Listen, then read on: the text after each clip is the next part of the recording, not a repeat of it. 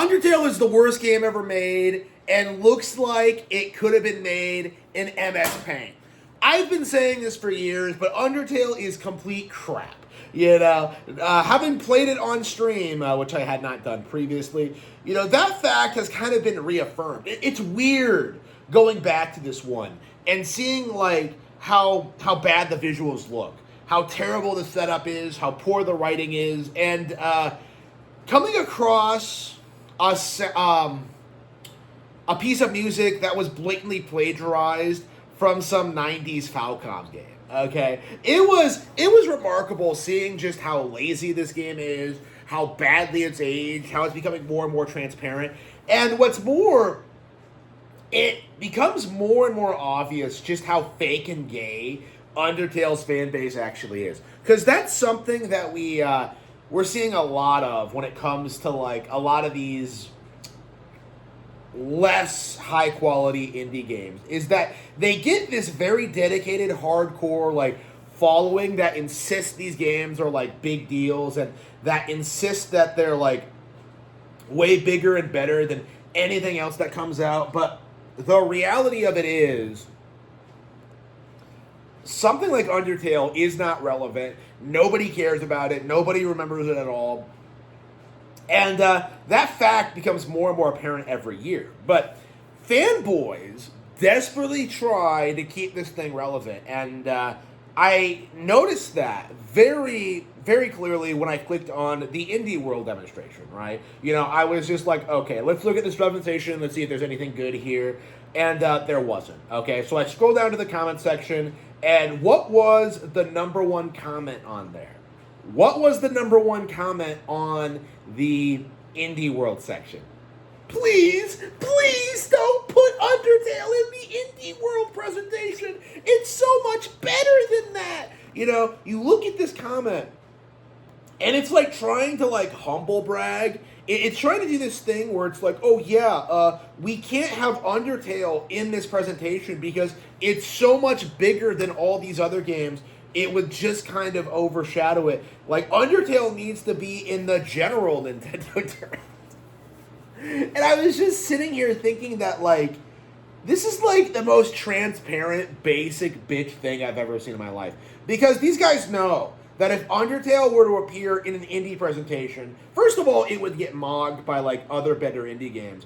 But second of all, like, nobody watches indie presentations. Nobody cares about the indie presentations. Everyone who's like watching indie presentations today, who watches these shows, agree that they're all slop. That none of these games are really worth talking about at all. Silk Song was shit, Blueprints was shit. Like, nobody cares. Nobody fucking cares. So, the reason why Undertale fans are so adamant that, like, Undertale needs to be in the General Direct, like, it's out of a desperate bid to remain relevant.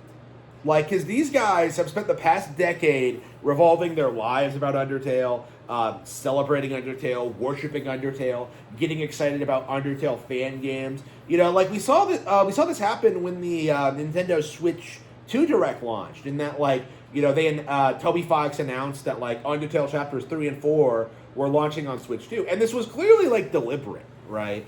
People were wondering why Deltarune 3 and 4 had not come out yet. But Toby clearly thought that by releasing Deltarune day one on Switch 2, that would lead to, like, some massive burst in relevancy and popularity. Like, he really thought that people would get excited about this, and nobody cared.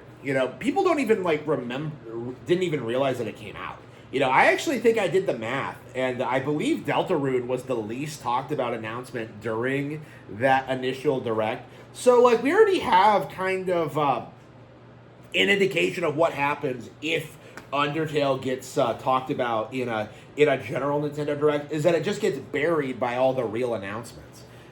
So, like, again, it's very, very interesting how, like, Undertale fans are really desperate with, like, the image and the illusion of success and not actually having it. Because it doesn't matter if, like, Undertale gets announced during an Indie World showcase and, like, sells a ton of money. What they actually want is to be taken seriously by the wider world of gaming. So like what they want is for Undertale to appear in a general Nintendo Direct so they can like brag about how popular it is and how like successful Toby Fox is, and then like not actually play the game.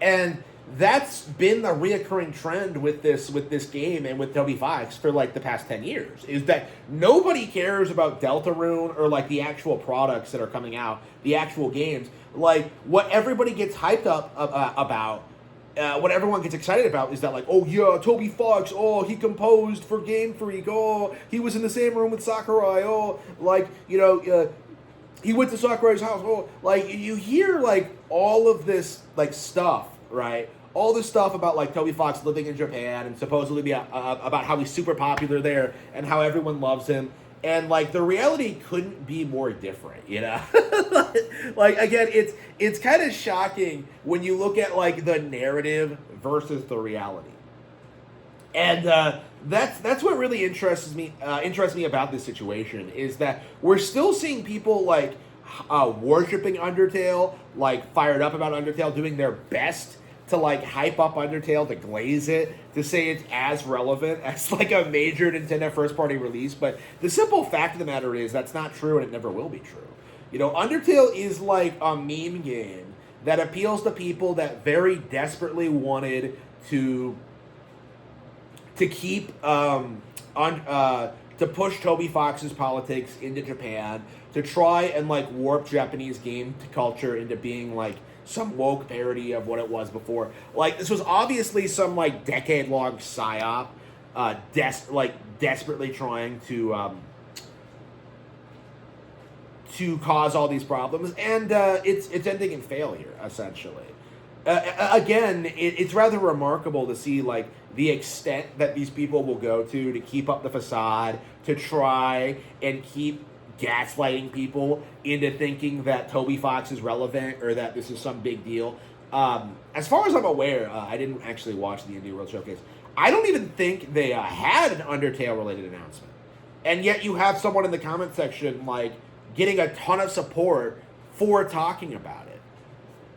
And I think that really just goes to show you just how obsessed these people are. And just how delusional they are. Because I don't think there's any denying that something like, say, Silk Song, Blueprints, or like Shovel Knight are way more iconic and successful indie games, Stardew Valley, that there aren't like more iconic and successful indie games than Undertale. Like what exactly is supposed to be like special about Undertale is kind of my question. And when you really start looking at these people and what they say, there really is nothing about it that really makes it stick out from under indie games. Like this thing is just some like meme game for the Tumblr crowd that certain individuals are still obsessively posting about even a decade later. It's that kind of like autism that you just can't respect. It's like it really is that it's very similar to like the Brony thing, or like